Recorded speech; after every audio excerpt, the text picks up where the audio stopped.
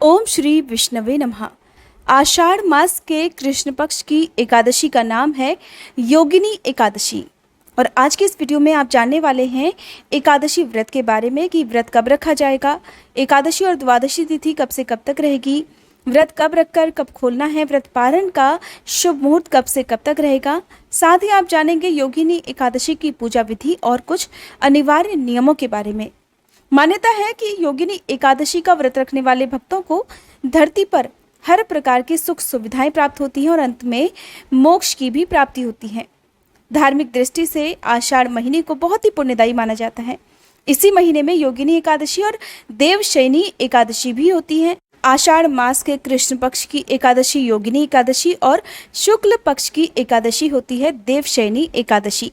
देवशयनी एकादशी के दिन से ही चातुर्मास प्रारंभ हो जाता है और इसी दिन से भगवान विष्णु योग निद्रा में चले जाते हैं। देवशयनी एकादशी है 10 जुलाई रविवार को और इसी दिन व्रत भी रखा जाएगा। चातुर्मास के समय में पूरे 4 महीने तक किसी भी प्रकार के शुभ मांगलिक कार्य नहीं किए जाते हैं, जैसे कि शादी विवाह मुंडन आदि या गृह प्रवेश आदि। लेकिन इस पूरे ही महीने में आप भगवान विष्णु की पूजा कर सकते हैं। अपने घर पर सत्यनारायण भगवान की कथा का पाठ भी करा सकते हैं, क्योंकि आषाढ़ महीना पूजा पाठ के लिए सर्वोत्तम महीना बताया गया है। साल 2022 में 24 जून शुक्रवार को योगिनी एकादशी है और इसी दिन व्रत भी रखा जाएगा। एक दिन पहले दशमी तिथि के नियमों का पालन किया जाएगा और दशमी तिथि को सूर्यास्त से पहले पहले ही अन्न ग्रहण किया जाता है। सूर्यास्त के बाद अन्न ग्रहण नहीं करना चाहिए जो लोग एकादशी का उपवास रखना चाहते हैं। दशमी तिथि को बैगन या मसूर की दाल का या किसी भी प्रकार के तामसिक भोजन का यानी कि लहसुन प्याज का या मांसाहार का सेवन नहीं करना चाहिए और एकादशी के दिन पूर्ण श्रद्धा और भक्तिभाव से भगवान की पूजा अर्चना कर उपवास रखना चाहिए। जो लोग उपवास ना भी रख पाए तो उन्हें भी इस दिन एकादशी व्रत के सभी नियमों का पालन करते हुए भगवान विष्णु की पूजा अर्चना करनी चाहिए। व्रत की कथा पढ़ने के साथ ही मंत्रों का जाप करना चाहिए और द्वादशी तिथि को अपनी सामर्थ्य के अनुसार किसी भी योग्य व्यक्ति को या ब्राह्मण को दान की सामग्री जरूर दान में देनी चाहिए। इससे भी व्रत का ही पुण्य प्राप्त होता है। एकादशी की तिथि प्रारंभ होगी 23 जून गुरुवार की रात को 9:42 से और तिथि की समाप्ति होगी 24 जून शुक्रवार की रात 11:12 पर। 24 जून शुक्रवार को एकादशी व्रत के दिन सूर्योदय का समय रहेगा सुबह 5:46 और सूर्यास्त का समय रहेगा शाम 7:11 पर।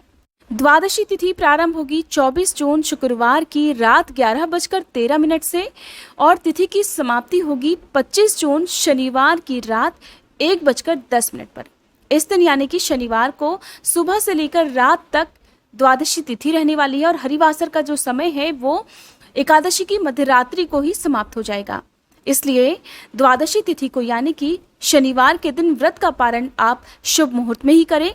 और क्योंकि द्वादशी तिथि को राहुकाल का समय भी रहने वाला है, राहुकाल के समय को अशुभ मुहूर्तों में गिना जाता है, जिस समय किसी भी तरह का कोई भी शुभ कार्य दान पुण्य या पूजा पाठ नहीं करना चाहिए। साथ ही एकादशी का व्रत हमेशा हरिवासर की समाप्ति के बाद और सूर्योदय के बाद ही खोलना चाहिए, क्योंकि हरिवासर के समय खोले गए व्रत को भगवान विष्णु स्वीकार नहीं करते हैं। ऐसे में हरिवासर का समय आप हर एकादशी व्रत के साथ साथ जरूर ध्यान में रखें। बहुत से लोग जानकारी के अभाव में हरिवासर के समय ही व्रत खोल लेते हैं। तो 25 जून शनिवार को सूर्योदय का समय रहेगा सुबह 5:47 और सूर्यास्त का समय रहेगा शाम 7:11 पर। द्वादशी तिथि को व्रत पारण का शुभ मुहूर्त रहने वाला है 25 जून शनिवार को सुबह 5:48 से लेकर 9:25 तक, यानी कि आपको व्रत जो है वो खोलना है सुबह 5:48 से और 9:25 के अंदर अंदर। इसके बाद में यदि आप व्रत खोलते हैं तो फिर वो व्रत भगवान विष्णु स्वीकार नहीं करते हैं। राहु काल का समय रहेगा 25 जून को सुबह 9:30 से लेकर 11:30 पर। इसलिए आप सुबह जो व्रत खोलना है या दान आदि देना है वो 9:30 से पहले पहले शुभ मुहूर्त के अंदर ही जरूर दे लें। अगर किसी कारणवश आप सुबह के समय दान नहीं दे पाते हैं तो आप अपना व्रत खोलने के साथ ही किसी गाय को या काली चींटियों को शक्कर और आटा मिलाकर डालें। गाय को आप मीठी रोटी खिलाएं और उसके बाद अपना व्रत खोल सकते हैं और दान की सामग्री को फिर द्वादशी तिथि को शाम सूर्यास्त से पहले पहले कभी भी दान में दे सकते हैं। एकादशी व्रत में भगवान विष्णु की पूजा पीले फल पीले फूलों से की जाती है। मंत्रों का जाप करके व्रत की कथा पढ़ी और सुनी जाती है।